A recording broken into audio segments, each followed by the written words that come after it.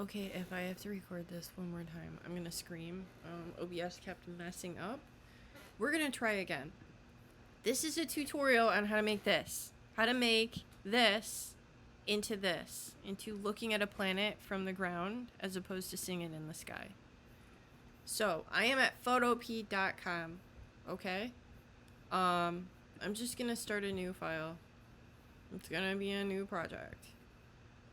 Actually, you know what? I'm just gonna open this directly. Hang on. Downloads. I got my planet here. I'm gonna start this. Open actually starts a new project. I'm gonna duplicate this layer a few times so I have a few extras to work with. I'm not gonna go into protecting your original with stuff like layer masks. We're just gonna do this. I'm gonna hide all these. I'm gonna show two of them. The one above, I'm gonna select color range. This is gonna, like, if I tap anywhere in the screen or click anywhere in the screen, I can adjust the tolerance and the fuzziness. We're gonna select sampled colors, in this case black. I'm gonna hit OK. I'm gonna select modify feather so that this black edge isn't harsh. How much you feather depends on your image resolution. This image is not super high resolution. We're gonna go with 15 pixels. And then I'm just gonna delete it. So if I do this, now you can see we've got this. Now we've got this black edge on this planet that's really gonna look like crap, but we will take care of that. We're gonna go back to our background. We're gonna image, adjustments, hue saturation, colorize, bring the lightness up, because if it's black, it doesn't matter what color it is, you're not gonna see it. Change the hue to something sky colored. Bring the saturation down a little bit so that it looks a little more realistic. We're gonna make it a little lighter. And then we're gonna hit OK. Now, as for this planet, what we can do is we can go in and we can go hue. Now, it's gonna only sample like the actual hue. We're not getting that like black. And so this looks more like a planet that we're seeing from the ground. Now we can go and we can adjust this with our hue and saturation settings again, where we can increase the saturation and decrease the lightness a little bit. And it actually didn't, it's doing a little bit. So we can get it to like pop a little bit more. Okay.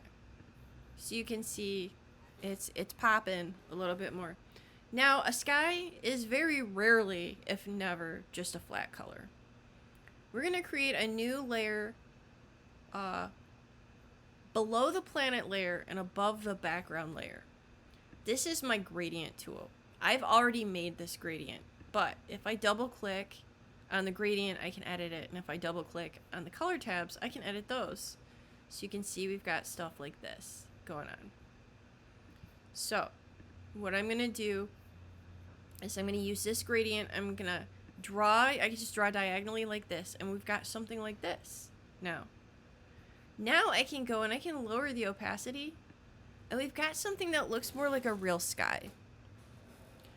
Now, the air is not going to be ultra pure clear if you're on a planet.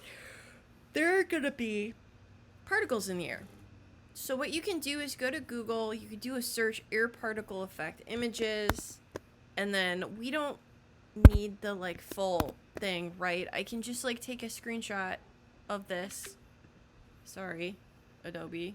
Instead of like buying the whole freaking stock photo. File, open, and places it in the image you're working on. Now we've got, it's gonna be on my desktop. We have this screenshot. I'm going to open this. Now, if I go here, I'm going to drag it to the upper corner. I'm just going to size it up because having a super crisp resolution really doesn't matter here. Now, we can go in and we can start messing with our different layer options. Like color burn isn't really doing it. We can do lighten. That's not working very well either. Screen actually looks pretty good, right? But the opacity is a little too high. That's okay. We can bring it down. Like this. And then now we have this kind of like air particle effect. Now those big ones there are like, I'm not loving them. And going with the eraser tool, I can adjust the size to be really big. Oh, I have to rasterize it first, sorry. Just rasterize it.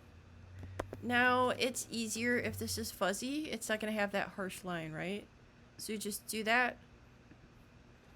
And now we have something more like this. Now, another thing I want to show you that I haven't really used here, I'm going to turn one of my unedited layers on, is something called a gradient map. What a gradient map is it's going to map the darkest colors of your gradient to the darkest colors in your image, and the lightest colors in your gradient to the lightest colors in your image. If I double click my gradient, I can edit it manually and then I hit OK, or I can hit this drop down and select some pre-selected ones, and you can see how it's like mapping this, right? Like, well, that one is a very subtle one. That anyway. So I'm just gonna reset this. I'm gonna click out. I don't actually want to do that. We're gonna export as JPEG. You have to export as. Just save isn't gonna do it. We're gonna hit planet example 2.jpg or 3. Sorry, planet example 3.jpg. We can save it as a layered Photoshop file. And then that can be brought into things like Photoshop or GIMP for further work. One last thing is I always use the keyboard shortcut as C. With the image selected, that crops it. We can just crop it down. Boop. File, export as, JPEG. And I'm just going to overwrite planet example 3. Oh, it didn't. And so that actually saves to your downloads folder. You can see all of that. I hope that was helpful, and I hope you learned something from it and you're happy with your newfound skills.